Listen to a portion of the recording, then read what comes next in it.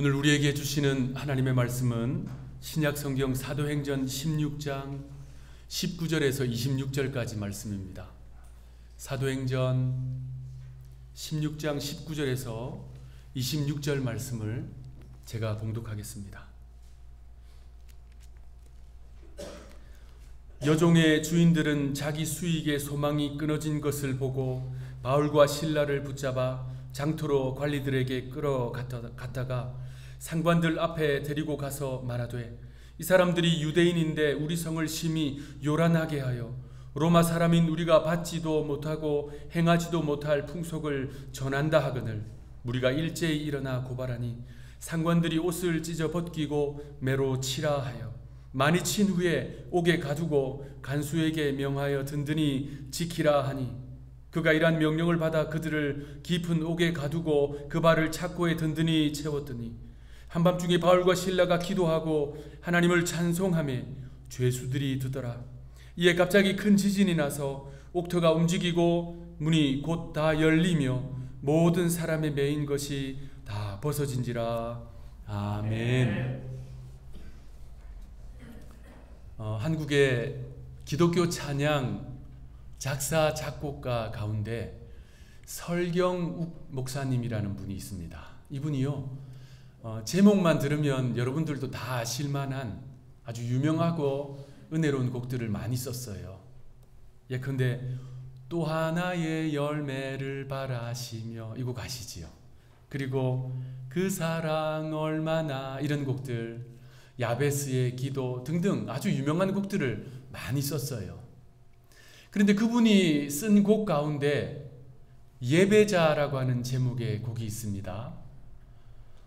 그 가사를 한번 보시면요, 제가 읽어드릴게요. 아무도 예배하지 않는 그곳에서 주를 예배하리라. 아무도 찬양하지 않는 그곳에서 나 주를 찬양하리라. 아무도 헌신하지 않는 그곳에서 주께 헌신하리라. 누구도 증거하지 않는 그곳에서 나 주를 증거하리라.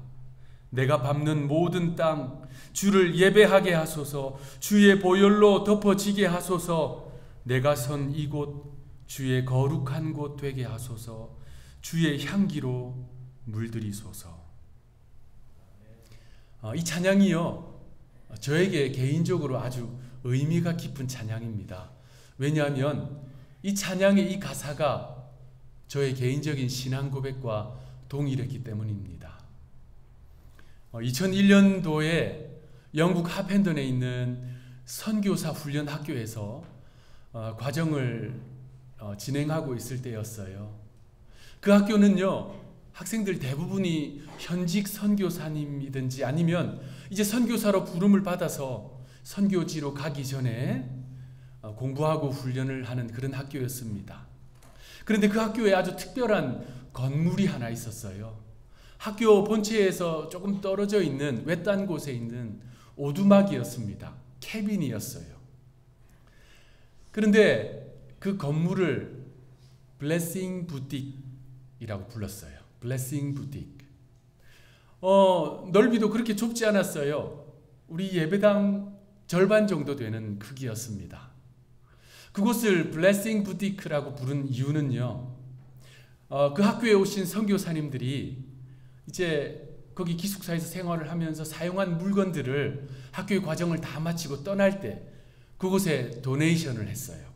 그러면 다음 학생들이 그 학교에 왔을 때 필요한 물건들을 그곳에 가서 이제 가지고 가서 사용하고 또 떠날 때 도네이션하고 그렇게 했습니다. 주로 생필품들이 많았고요. 또 거의 선교사님들이다 보니까 자발적으로 운영이 되는 그런 아름다운 곳이었습니다. 제가 그 학교의 과정을 거의 마칠 때쯤에 이제 다음 스텝을 어떻게 해야 될지, 어디로 가야 할지 놓고 하나님의 인도하심을 놓고 기도하고 있었어요. 그런데 하나님께서 저의 마음에 블레싱 부틱으로 한번 가보라는 마음을 주시는 거예요. 그래서 왜 이런 마음을 주실까 하고 혼자 터벅터벅 그 건물로 갔습니다. 그리고 그 문을 딱 열었는데 기타 한 대가 앞에 딱 세워져 있는 거예요. 저는 그 기타의 주인을 알고 있었어요. 그 기타는 특별한 기타였거든요. 왼손잡이 전용 기타였습니다. 그 며칠 전에 독일에서 오신 선교사님하고 그분이 그 기타를 연주하면서 함께 찬양을 했거든요. 근데 그분이 그 기타는 자기에게 있어서 아주 소중한 기타인데, 왜냐하면 피앙세가 선물로 준 기타인 거예요. 그래서 제가 그 기타를 척 알아봤습니다. 그래서 이 선교사님이 잃어버렸나? 그래서 누가 그곳에 갖다 놨나? 하고 그 기타를 들고 그분을 찾아갔습니다. 그랬더니 그분이 하는 이야기가요, 하나님께서 기도 가운데 본인에게 이런 마음을 주셨대요. 너 나를 위해 너에게 소중한 것 줄 수 있겠니? 그 마음을 받고 이분이 그 기타를 블레싱 부티크에 갖다 놓은 거예요. 그리고 제가 그 이윽고 그곳으로 가서 기타를 들고 나온 겁니다. 저도 왼손잡이거든요. 그런데 물론 기타는 오른손으로 연주합니다만 왼손잡이입니다. 그래서 그 선교사님이 이제 이 기타는 당신 것입니다 라고 이야기를 하는 거예요. 제가 그 이야기를 듣고 떨리는 마음으로 그 기타를 들고 학교 바깥쪽에 있는 들판으로 나갔습니다. 그러면서 그 기타를 연주하면서 하나님을 찬양했지요. 그러면서 하나님 앞에 올려드린 고백이 바로 그것이었어요. 하나님, 아무도 예배하지 않는 그곳, 아무도 하나님을 찬양한 적이 없는 그곳, 경배한 적이 없는 그곳으로 나아가서 하나님 경배하겠습니다. 그곳이 하나님을 예배하는 땅이 되도록 하겠습니다. 그리고 그 학교의 과정을 마치고 그 기타를 들고 노르웨이 그림라드라는 곳으로 갔어요. 그곳에 월십 스쿨이 진행되고 있었거든요. 그래서 그 과정을 또 다 마치고 그 기타를 들고 아프리카, 케냐, 탄자니아로 갔습니다. 그곳에서 팀 사역을 하면서 찬양 사역을 했어요. 그 세렝게티 얼마나 넓어요. 그리고 킬리만자로 그 자락들에 있는 곳에서 혼자 기타를 가지고 나가서 하나님을 찬양했습니다. 그곳은 하나님이 창조하신 곳인데 그 누구도 하나님을 찬양한 적이 없는 이 땅에서 주님을 경배합니다 라고 고백하면서 찬양을 했던 기억이 납니다. 이게 그 기타예요. 저의 그런 경험이 있고 나서 몇 년 후에 앞서 말씀드린 그 예배자라고 하는 찬양이 나왔습니다. 제가 그 가사를 딱 접하는데 많이 놀랐어요. 그리고 은혜를 많이 받았습니다. 어떻게 내 마음과 이렇게 똑같이 곡을 썼을까? 아마 그 목사님이 그 곡을 쓰지 않았다면 제가 혹시 썼을 수도 있을 것입니다. 아멘, 감사합니다.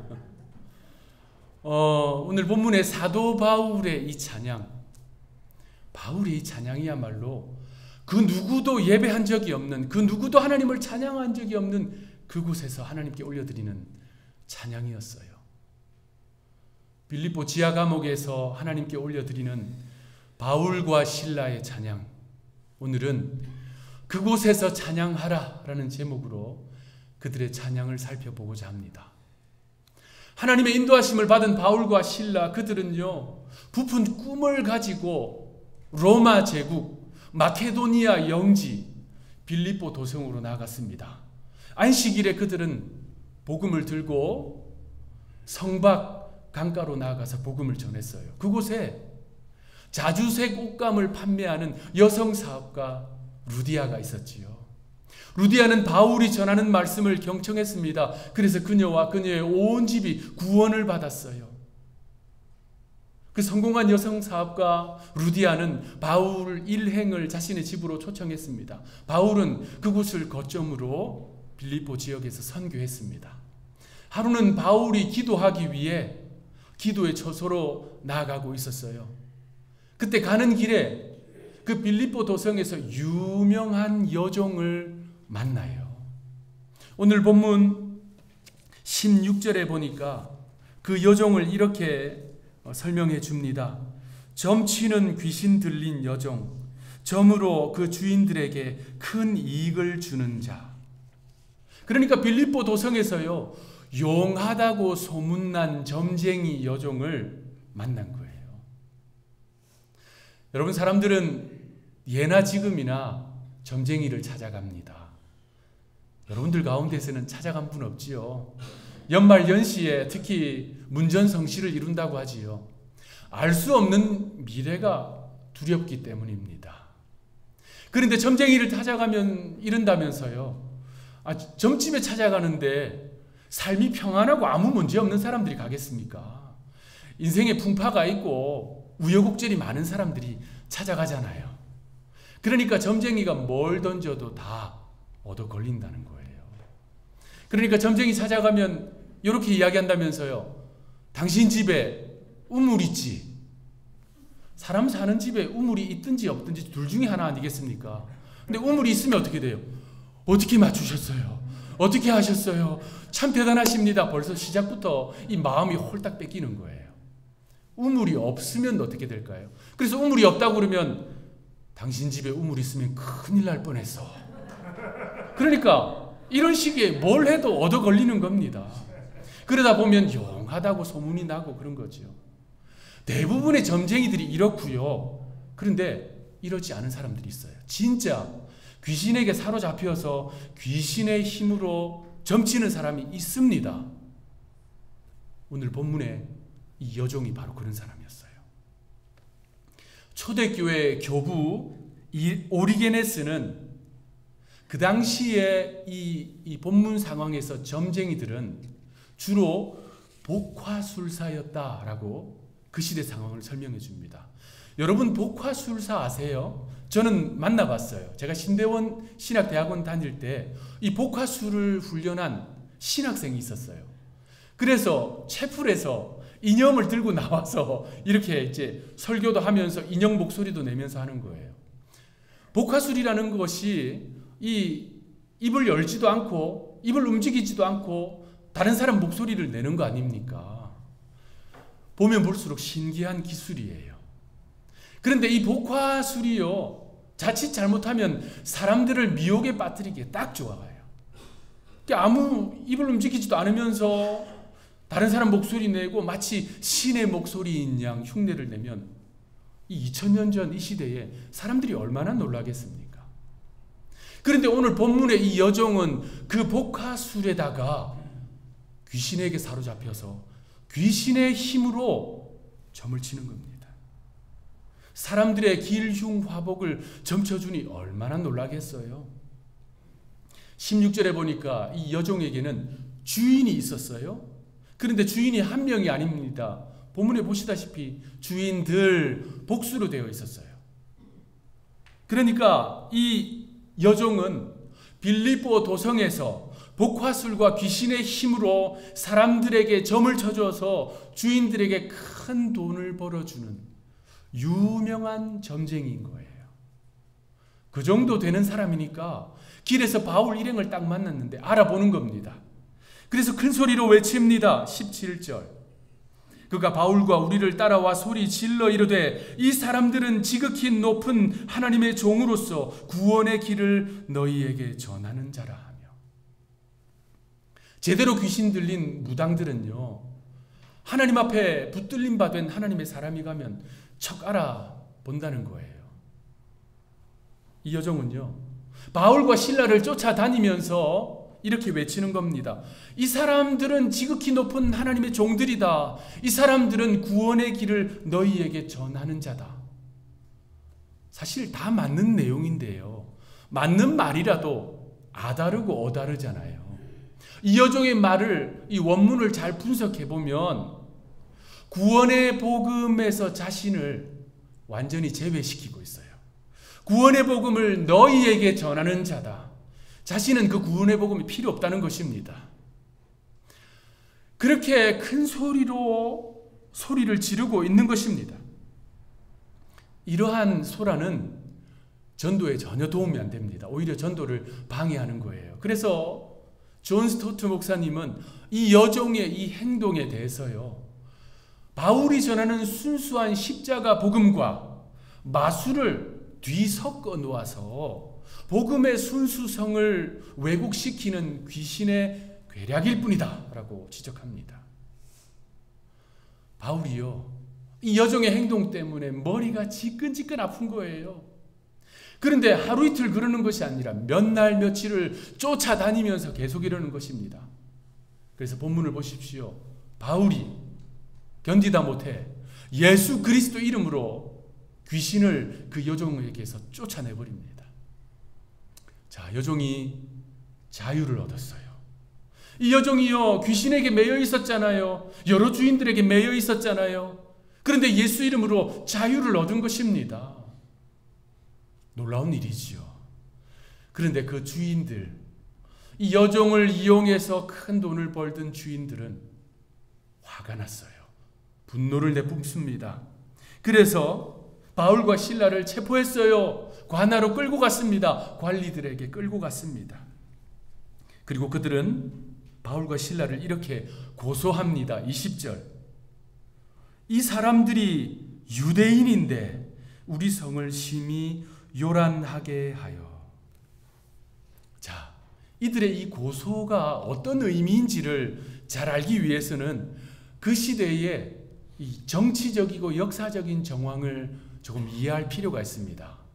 바울과 실라가 지금 로마 제국 내에 있는 빌립보 도성에서 관하로 끌려간 이 시점보다 약 1년 전에 로마의 황제, 우리 성경에는 글라우디오 황제라고 나와요. 일반 역사에서는요, 로마의 네 번째 황제 클라우디오스 황제, 이 사람이요 로마에서 모든 유대인들을 추방한다는 명령을 내렸어요. 그것을 일반 역사에서는 클라우디오스 칙령이라고 불러요. 그때 수만 명의 유대인들이 로마에서 쫓겨났어요.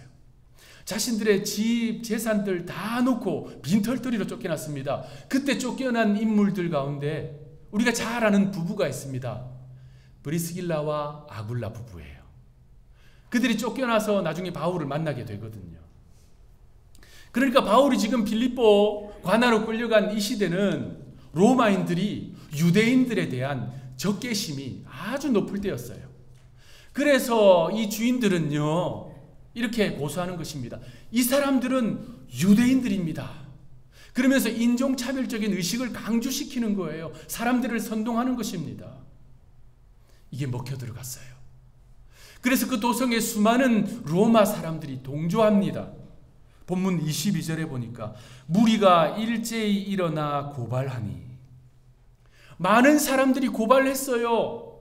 그러다 보니까 이 빌립보 도성의 관리가 정당한 법적 절차도 거치지 않고 바울과 실라를 처벌합니다.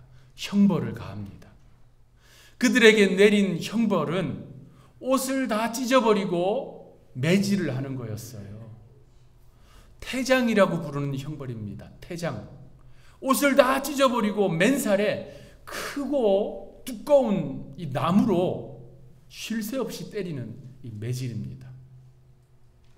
바울의 생애를 쭉 살펴보면요, 바울은 그 생애 동안 이 로마식 태장을 3번이나 당했어요. 그리고 그거와 조금 다른 유대식 태형이 있습니다. 그것은 40대에서 하나를 감한 매질이에요. 율법에서 그렇게 규정하고 있습니다. 매질을 제한하고 있어요. 왜냐하면 그 형벌을 가하다가 죄수가 죽으면 안 되거든요. 그래서 최대한 39대를 넘지 못합니다. 이것이 유대의 태형이에요. 사도 바울은 그 유대의 태형을 5번이나 맞습니다. 얼마나 고통스러웠겠어요. 그런데 오늘 본문에서 바울과 실라가 당하는 태장은요, 로마식 태장이었어요. 상관이 정지 명령을 내리기 전까지는 죽을 때까지 때리는 것입니다. 바울과 실라가 그렇게 매질을 당했습니다. 거의 죽을 지경에 다다른 거예요. 그리고 바울과 실라는 감옥에 갇힙니다. 그 감옥은 빌립보 도성의 감옥 가운데 가장 깊은 곳에 있는 지하 감옥입니다. 햇볕이 전혀 들지 않는 곳이었어요. 그리고 바울과 실라의 2 다리는 착고에 채워졌다라고 성경은 이야기합니다. 그것은요, 양 다리를 최대한 벌려놓아서 옴짝달싹할 수 없도록 만드는 그런 상태였어요. 그리고 그 지하 감옥은 간수들에 의해서 든든히 지켜지고 있었습니다. 여러분, 가장 극악한 이 범죄자 취급을 당하고 있는 바울과 실라, 과연 그들에게 소망이 있겠습니까? 그런데요, 그 자리에서 소망의 불꽃이 피어오르기 시작합니다. 우리 오늘 본문 25절 힘을 다해서 우리 함께 읽으면 좋겠습니다. 25절 시작. 한밤중에 바울과 실라가 기도하고 하나님을 찬송하며 죄수들이 듣더라. 아멘. 여기서 한밤중이라고 하는 말은 오늘날 밤 12시경 정도입니다. 밤이 가장 깊었을 때, 어둠이 가장 짙을 때, 온몸에 매질을 당한 고통 가운데 있는 두 사람, 다리에 차고가 채워져서 정말 꼼짝도 할 수 없는 두 사람, 그리고 많은 간수들에 의해서 자유의 희망이 없는 이 두 사람, 소망이라고는 어디 한 군데도 찾아볼 수 없는 이 두 사람의 입술에서 노래가 흘러나왔어요. 여러분, 이러한 상황 되면, 이 정도 되면 절망하는 것이 맞지 않습니까? 낙심하는 것이 정상이잖아요. 내 인생 이대로 끝인가? 내가 나 잘 살자고 이런 것이 아닌데 왜 이렇게 되었을까? 그렇게 절망하고 낙심하는 것이 정상인데요, 이들의 입술에서 찬송이 흘러나왔습니다. 그 찬송은 폭력과 억압이 억누를 수 없는 찬송이었습니다. 수많은 매질도 움직일 수 없게 만드는 착고도, 그리고 쇠창살도 가두어 놓을 수 없는 찬송이었습니다. 그들 영혼 깊은 곳에서 올라오는 찬송이었어요. 자, 오늘 본문 25절에 보니까 죄수들이 바울과 실라의 찬송을 들었다라고 기록하고 있어요. 여러분, 여기서 잊지 말아야 할 것은, 이곳은 감옥입니다. 교도소예요. 저도 교도소 사역을 해봤지만 일반적으로, 평균적으로 삶을 험악하게 살고 거칠게 사는 사람들이 모여 있는 곳이 이곳 아닙니까? 자, 그런데 밤 12시입니다. 여러분 생각해 보십시오. 밤 12시에 교도소에서 누가 노래를 부른다고 생각해 보십시오. 그것도 다른 사람 귀에 들릴 정도로 큰 소리로 부른다고 생각해 보십시오. 어떤 상황이 일어나겠습니까? 여러분들이 생각하는 그 험악한 분위기가 일어날 것이라는 것, 우리 어렵지 않게 생각할 수 있잖아요. 그런데 오늘 본문에서 죄수들이 듣더라 라고 하는 이 표현은 아주 의미가 깊은 표현입니다. 성경 66권에서 이 원문 헬라어는 여기서 단 한 번 사용되었어요. 헬라어로 한번 따라 하시겠습니다. 에파크로 아오마이. 어쩜 이렇게 헬라어도 잘 따라 하십니까? 발음이 어려운데 에파크로 아오마이, 이 단어는요, 일반적으로 신약 성경에 보면 듣다, 듣더라 라고 하는 단어가 아쿠오라는 헬라어가 다 쓰여졌어요. 아쿠오가 많이 쓰여졌어요. 그런데 에파크로 아오마이는 그냥 듣는 게 아닙니다. 누군가 시낭송을 하고 있어요. 누군가 아름다운 악기를 연주해요. 누군가 아름다운 노래를 불러요. 그러면 그것을 귀 기울여 즐겨 듣다라는 것이 에파크로 아오마이입니다. 자, 여러분, 바울과 실라의 노래를 죄수들이 그렇게 들었다라는 말입니다. 고단한 인생을 산 사람들입니다. 거친 삶을 산 사람들이에요. 그런데 그 밤에, 그 12시 밤 한밤중에 저 지하 감옥 한켠에서 노래가 흘러나오는데 귀를 기울여 듣다 보니까 이게 예사 노래가 아닌 거예요. 영혼을 터치하는 노래인 거예요. 영혼을 움직이는 노래인 겁니다. 여러분, 바울과 실라가 무슨 아주 정상적인 어떤 성악 교육을 받고 훈련을 받은 사람들일까요? 그래서 부르는 선율이 좋은 노래일까요? 여러분, 음악회 가보셨지요? 음악회나 연주회 가보시면 연습을 많이 하고 훈련을 많이 받고 교육을 많이 받은 사람들이 이 악기를 연주하면 얼마나 아름다운 선율이 나옵니까? 얼마나 아름다운 노래 소리가 들립니까? 그러면 귀를 기울여서 감상하면서 듣게 되는 거잖아요. 그런데 바울과 실라의 노래는 그런 노래가 아닙니다. 고통당하는 자들의 노래예요. 희망이라고는 1도 없는 상황에서 부르는 아픈 사람들, 힘든 사람들, 어려운 사람들이 부르는 노래 아닙니까? 아마 그들의 노래의 절반은 아파서 내는 신음소리였을 겁니다. 그런데요, 그 노래 소리가 이 바울과 실라의 영혼에서 용솟음 쳤어요. 그래서 그 노래가 흘러나왔고 창사를 뚫고 나가서 죄수들의 귀에 들린 것입니다. 죄수들이 그 노래를 듣는데 동의할 수밖에 없는 거예요. 감동할 수밖에 없는 거예요. 왜냐하면 영혼을 울리는 노래였기 때문입니다. 그런데 여러분, 죄수들만 이 노래를 들은 것이 아닙니다. 하나님께서 그 노래를 들으셨어요. 하나님께서 바울과 실라의 노래에 귀를 기울이셨습니다. 에파크로 아우마에 하셨어요. 그래서 하나님께서 그 자리에 강림하셨습니다. 하나님의 강력한 임재가 이루어지자 옥터가 흔들리는 지진이 일어났습니다. 그리고 바울과 실라를 가두고 있는 옥문이 열렸습니다. 그들을 묶고 있는 차고가 풀렸어요. 그런데 그것이 다가 아닙니다. 바울과 실라의 노래 소리를 듣고 있는, 찬송 소리를 듣고 있는 죄수들을 가두고 있는 옥문이 열렸어요. 그들의 차고가 풀렸습니다. 그러니 영혼의 찬양은 그 찬양을 부르는 그 사람을 묶고 있는 옥문과 차고를 풀어줄 뿐만 아니라 그 찬양을 듣고 있는 사람들을 묶고 있는 옥문과 차고를 풀어주는 능력이 있다는 사실을 우리는 기억해야 합니다. 바울과 실라는요, 그야말로 지금까지 원망과 낙심, 절망이 가득했던 그 지하 감옥, 그래서 아무도 찬양한 적이 없고 아무도 경배한 적이 없고 아무도 예배한 적이 없는 그 빌립보 지하 감옥에서 하나님을 찬양한 거예요. 그곳에서 하나님을 찬양했습니다. 사랑하는 성도 여러분, 세상에 속하지 않은 자로 세상을 살아가는 사람들이 그리스도인입니다. 그러니까 저와 여러분들은요, 세상을 살아가지만 전혀 다른 영적 원리를 마음에 품고 살아가는 사람들이라는 말입니다. 그러므로 우리는 세상을 살아갈 때에도 가정에 있으나 직장에 있으나 운전을 할 때나 집안일을 할 때나 무엇을 할 때나 그곳에서 하나님을 찬양할 수 있어야 합니다.